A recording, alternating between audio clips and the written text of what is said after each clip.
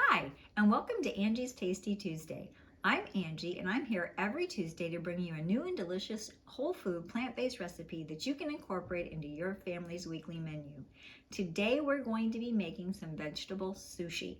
Now this does require quite a bit of prep work. I've done it all ahead of time, but I will tell you step by step what you need to do and have ready in order to make it a quick process.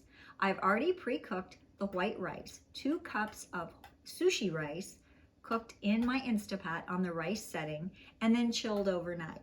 I've also already shredded all of my vegetables, which is 1 red bell pepper, 1 seedless cucumber or seeded cucumber, 1 to 2, depending on the size, carrots, and 1 avocado. And I did shred them using sort of like a vegetable peeler, but it makes little shreds, which made it much easier to get the thin slices that you need in order to roll your sushi and not have it too crunchy in the middle. We'll also be starting with making a Thai chili sauce that we'll be using as a dipping sauce to go with the sushi. We're going to start off making the Thai sweet chili sauce that we'll use to be dipping the vegetable sushi in. Now you can use any sauce that you're comfortable with or just a plain soy sauce, but I really love the flavor and the heat, it is a little bit hot, that this brings to the vegetable sushi. So we're going to start, we're going to get our burner going, and we're going to heat up 1/4 a cup of water and 1/4 a cup of rice vinegar. Now make sure when you're buying your rice vinegar, you get one that is not full of sugar. You just get a plain rice vinegar that's distilled vinegar with no sugar added. We're going to put our 1/4 a cup of water in and our 1/4 a cup of vinegar, and we're going to heat that up. And you want it almost or just about at boiling because we're going to use this to dissolve our date sugar in. We're going to be dissolving about the 1/4 a cup of date sugar. We're going to add some red pepper flakes. We're going to add a little bit of chili powder, some unsweetened ketchup, some garlic, and a little bit of ground ginger. And I'll give you those measurements as we get to them. First, my water is already starting to boil a bit, and I am going to use a whisk. To whisk in, you want to dissolve the date sugar into the heated vinegar water mixture. Again, that's 1/4 of a cup of date sugar. And you want to stir this until it's completely dissolved. Now this won't get clear like a syrup as much as if you were using regular white sugar, but it does not affect the taste of the finished product. And in fact, you don't have to use any cornstarch or thickener because this ends up a little bit thicker using the date sugar than it does if you use white sugar. After you've got your date sugar pretty much dissolved into the vinegar water mixture, you're going to add 2 to 3 cloves of minced garlic and 1 tablespoon of no sugar added ketchup. And you're just going to keep stirring that around.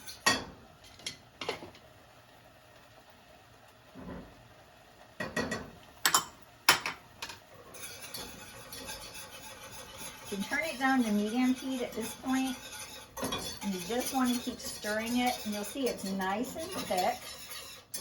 Once you start to smell that garlic is kind of releasing its flavor, you're going to add your red pepper flakes. And this is 1/2 teaspoon of red pepper flakes. If you don't want it quite as hot, you can cut that down to 1/4. And 1/4 of a teaspoon of chili powder.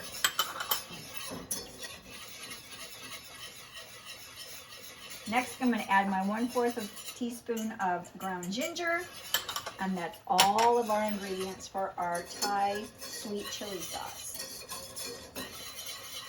You just want to stir it until all of the flavors are incorporated, so maybe 1 or 2 minutes, and then set it aside to cool. It's already thick, so you don't need to add any thickeners to it, which I like. No cornstarch, nothing else needed. If you find you want it a little thinner, you can always start with a little more water or add a little more water, but I like it to sit on my sushi roll as I take a bite. And there you have it, your sweet Thai chili sauce to go with your vegetables. All right, we're starting with our 2 cups of cooked sushi rice. Now, sushi rice is different from regular rice. It is a short grain rice, and right on the package, it will tell you that it's made for sushi. This kind of rice ends up much stickier than a regular rice, so that it holds together in the bowl once you start adding the other ingredients to the rice. So I do recommend using this. I have seen people say they make sushi with the brown rice. To me, they fall apart very easily. So I just go ahead and use the white sushi rice. So here are my 2 cups of already cooked white sushi rice. And it's chilled overnight. To that, you're going to add some seasonings. We have 3 tablespoons of rice vinegar.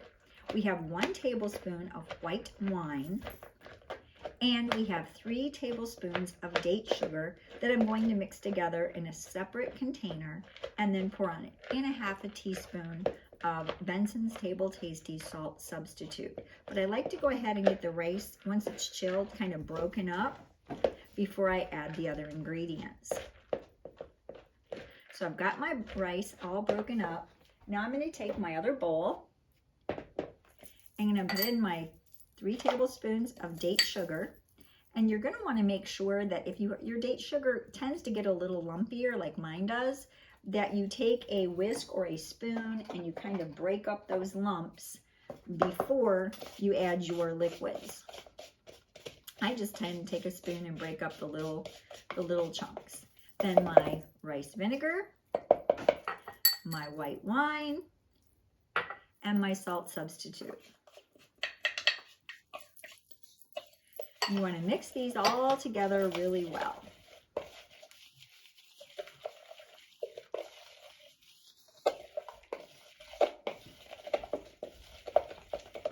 Then you're going to pour that onto your white rice that has been chilled.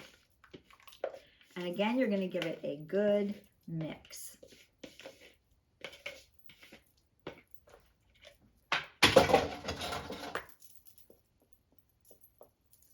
Really, the hardest part of this recipe is the prep work and getting all the veggies shredded. Once you get it all made, the things go together quite quickly. It does make a generous serving, about 4 sushi rolls, and it goes very quickly in my household. So you want to make sure you have that all of the rice has a little bit of that seasoned coating on it.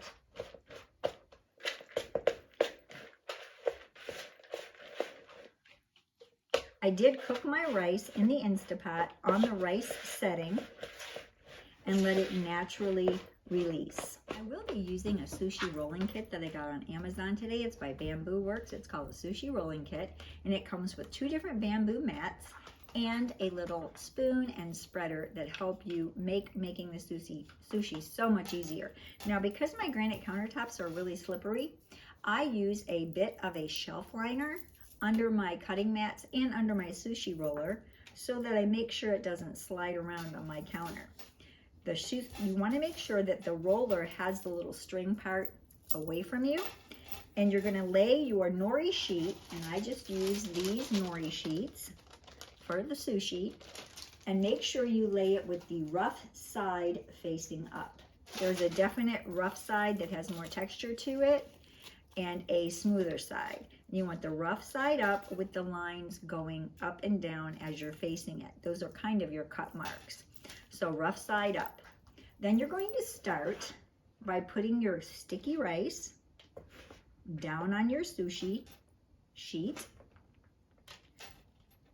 And you want to make it about 1/4 to 1/2 inch thick.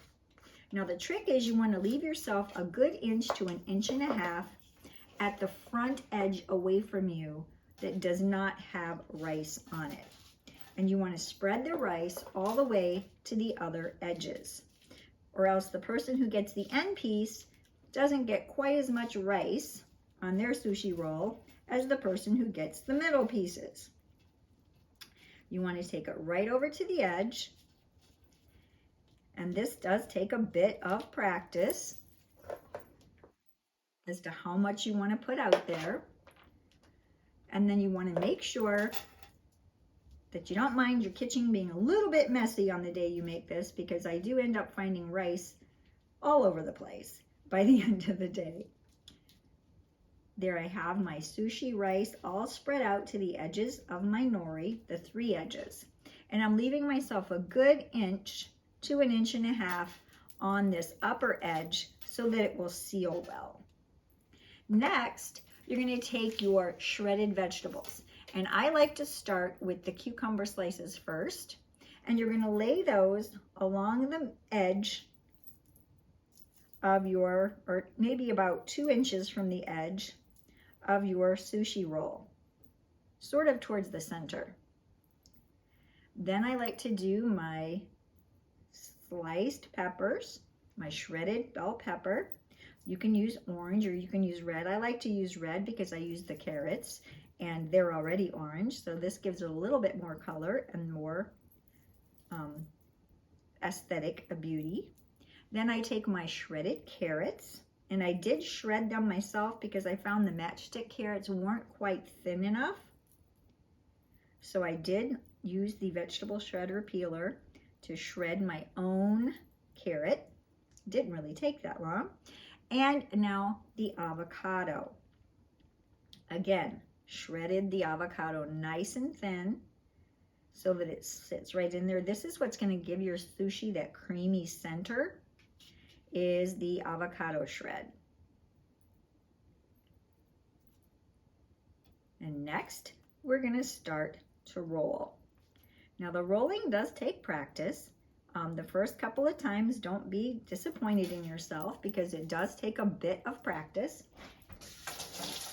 You want to make sure that you use this edge of the bamboo piece and you guide it up over, and you want to really make sure you're curving it back towards you as you continue to roll quite tightly. Rolling up that sushi, making sure you're not getting that bamboo in your roll. But it does really help to keep everything nice and tight. And as you get towards the edge, just keep rolling it back towards you. And make sure you get enough of the edge to seal around your sushi. I like to take a knife and just kind of tap it back in the end on each side. Make sure it's nice and tight. And normally I will go ahead and roll all 4 of my rolls before I begin slicing, because the important part is you do have to wet your knife and clean it off in between each cut, or it will stick and you won't get a nice clean cut on your sushi roll. So I'll be right back after I finish rolling the other 3.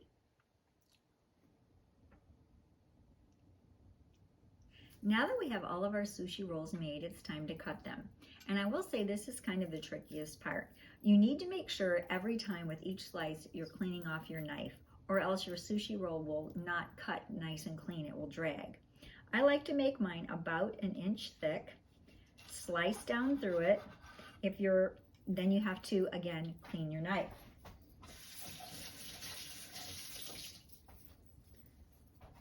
Come back, make about another inch slice. Sometimes you can get lucky and you can get 2 slices out in between, but when you feel it start to drag at all, you need to stop and clean your knife again.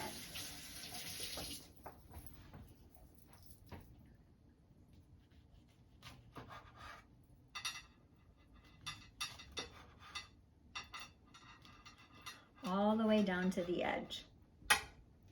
Then I like to use my knife to go ahead and press underneath, pick up, and place it on my platter. And you can re-round them. They do get a little bit smushed, oops, when you cut them, but you can re-round them up with your knife blade. That one I'm going to put to the side. That one was not cut clean.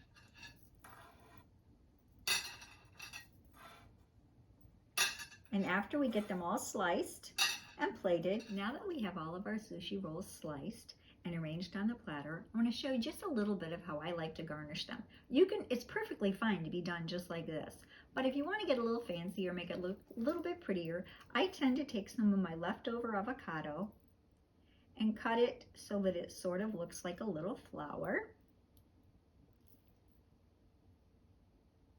Then take a piece of the leftover red bell pepper and put it down as a stem. And I'll top it off with just a little sprinkle of black sesame seeds. And I'll come back and we'll look at the plated version.